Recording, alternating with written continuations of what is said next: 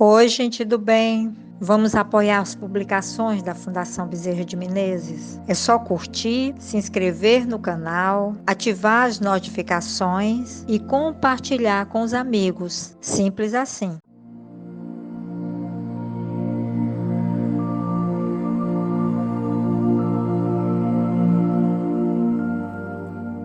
Olá a todos, com o coração ainda cheio de esperança, mesmo que passando por dias turbulentos, que nós viemos aqui conversar sobre o Evangelho segundo o Espiritismo. Nós vamos fazer o estudo do capítulo 10º, e aí eu gostaria de fazer uma leitura para que a gente pudesse se inteirar daquilo que está primeiramente no capítulo 10º e somente depois a gente entrar no item propriamente dito.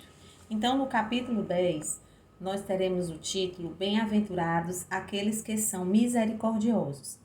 Neste capítulo, perdoai para que Deus vos perdoe, reconciliar-se com os adversários, o sacrifício mais agradável a Deus, o argueiro e a trave no olho, não julgueis a fim de que não sejais julgados.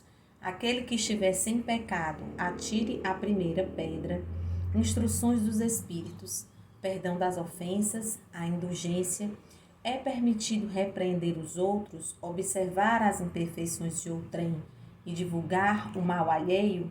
Então, neste capítulo, está sendo sempre batido na tecla de que a gente deve olhar primeiramente para nós, reparar em nós, naquilo que nós queremos crescer, naquilo que nós queremos melhorar e não em nossos irmãos. Para isso existe a lei divina, a lei natural, que está escrita na consciência de cada um de nós e cada um de nós deve tomar esse caminho para que a gente possa seguir rumo a esse mundo melhor que está se iniciando. Nós estamos passando por um momento de transição, um momento de muita complexidade, um momento até muitas das vezes difícil da gente compreender, porque é realmente um momento muito desafiador, mas que faz parte de um momento transicional.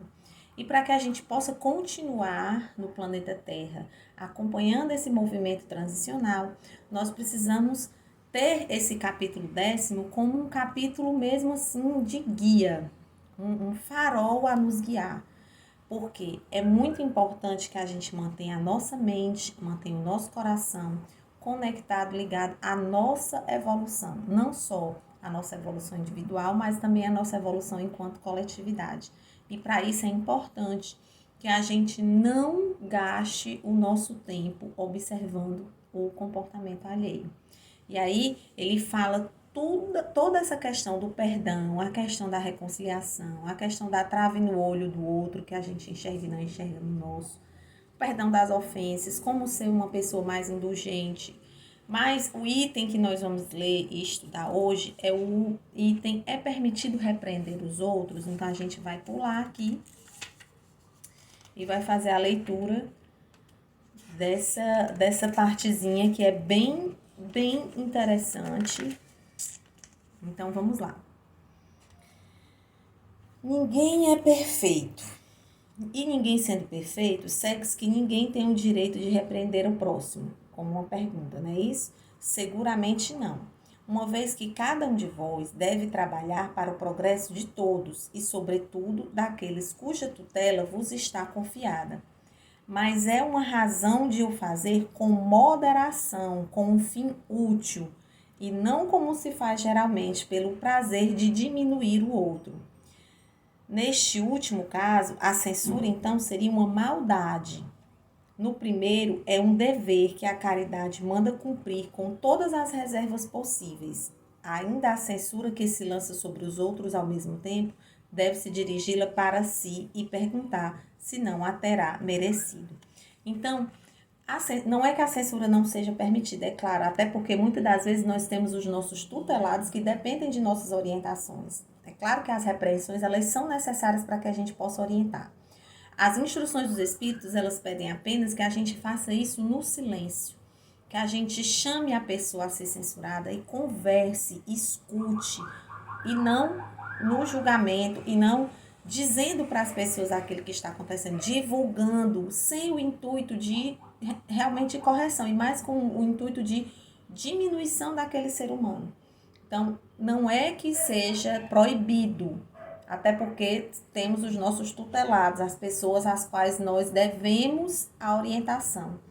É a maneira como isso se faz. Eu estou expondo aquela pessoa ao ridículo, eu estou expondo aquela pessoa a humilhações, eu estou expondo aquela pessoa ao público. Então, quando eu faço esse tipo de conduta, é uma conduta errada. Será repreensível observar as imperfeições dos outros quando disso não pode resultar nenhum proveito para eles, quando não sejam divulgadas? Ou seja, é preciso que eu faça isso, mas eu preciso realmente sair por aí divulgando o que é que eu estou fazendo em relação à correção das outras pessoas, né? Tudo depende da intenção. Certamente não é proibido ver o mal, quando o mal existe. Haveria mesmo inconveniente em não ver por toda parte senão o bem? Essa ilusão prejudicaria o progresso. Ou seja, não é que o mal não exista, muito pelo contrário. E também a gente não tem que sair por aí vendo só o que é bom e só o que está de bem. Até porque se a gente só enxerga isso, a gente cai num momento de ilusão, de que as coisas não estão acontecendo e que elas não precisam ser modificadas. Muito pelo contrário, nós temos que ter olhos atentos para observar o bem e observar o mal. Claro, enxergar o bem com otimismo, multiplicar, fazer esse bem falar mais alto e crescer. E o mal a gente deve observar e não apenas criticá-lo, mas o que eu posso fazer para que esse mal se dissolva? Qual é a minha parcela de contribuição para que esse mal se dissolva? O erro está em fazer resultar essa observação em detrimento ao próximo, depreciando sem necessidade na opinião pública. Seria ainda repreensível de não fazê-lo, se não para nisso comprazer-se com um sentimento de malevolência e de alegria em apanhar os outros em falta. Ou seja, para que a gente fique naquele sentimento de superioridade, a gente aponta o erro da pessoa e fica se fazendo ali de nossa, eu sou melhor do que você, porque você faz isso e eu não faço. Então, a gente tem que ter essa consciência, né? Ocorre de outro modo quando lançado um véu sobre o mal para o público, se limita a observá-lo dele e em fazer proveito pessoal, quer dizer, para estudá-lo e evitar o que se censura nos outros. Ou seja, é importante que a gente faça essa observação para que a gente não cometa um erro que a gente está criticando, porque muitas das vezes nós criticamos um determinado erro e cometemos um semelhante. Então, é importante que a gente observe também os erros e que a gente não os repita a partir do momento que a gente cria um senso crítico sobre aquilo que está errado, certo? Essa observação, aliás, não é útil ao moralista. Como ele pintaria os defeitos da humanidade se não estudasse os modelos? Às vezes a pessoa só fica estudando os modelos para ver quem que está errando, para pegar para si e dizer, eu não erro, eu sou perfeito, e aí fica lançando uma moral que ele mesmo não tem, que nós mesmos não temos, né? Então, é por isso que a gente tem que estar atentos. Para que serve realmente a observação dos erros, a observação daquilo que a pessoa está fazendo de errado? Primeiro, para que eu possa corrigi-lo, se eu tiver moral para isso, mas de forma a convidar essa pessoa à mudança. E não sair por aí fazendo o uso desse exemplo para diminuir a pessoa perante os outros, se isso não tem um objetivo. Há casos em que seja útil revelar o mal de outrem?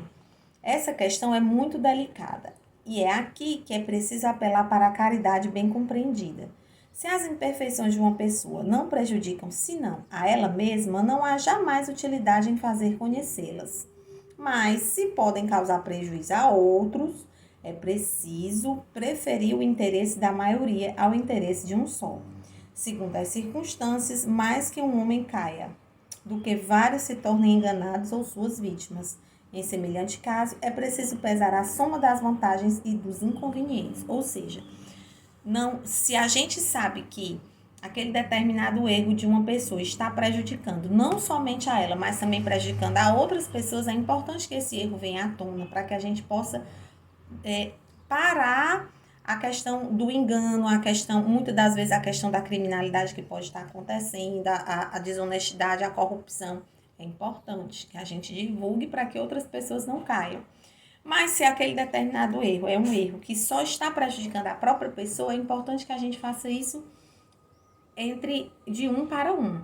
Então, que a gente não gaste tanto tempo em observar o erro alheio, que a gente gaste esse tempo de observar o nosso próprio comportamento para a nossa melhoria espiritual e que, caso a gente encontre esses erros de conduta nas outras pessoas, que nós sejamos indulgentes e que a gente raciocine. Eu preciso divulgar esse erro, eu posso chegar para essa pessoa, eu tenho intimidade, eu tenho moral suficiente para chegar para essa pessoa e conversar com ela e orientar. Muitas das vezes a pessoa está realmente precisando de uma orientação.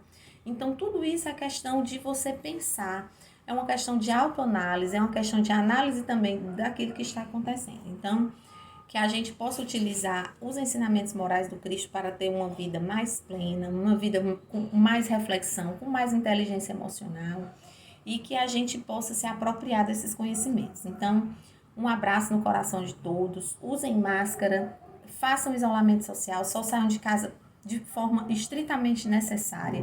Vamos respeitar esse momento que nós estamos passando na humanidade, respeitar esse distanciamento, evitar visitar pessoas que sejam de grupos de risco e que a gente possa sair dessa o mais rápido possível. Que todos aí se cuidem e que a gente possa passar por mais essa. Até mais!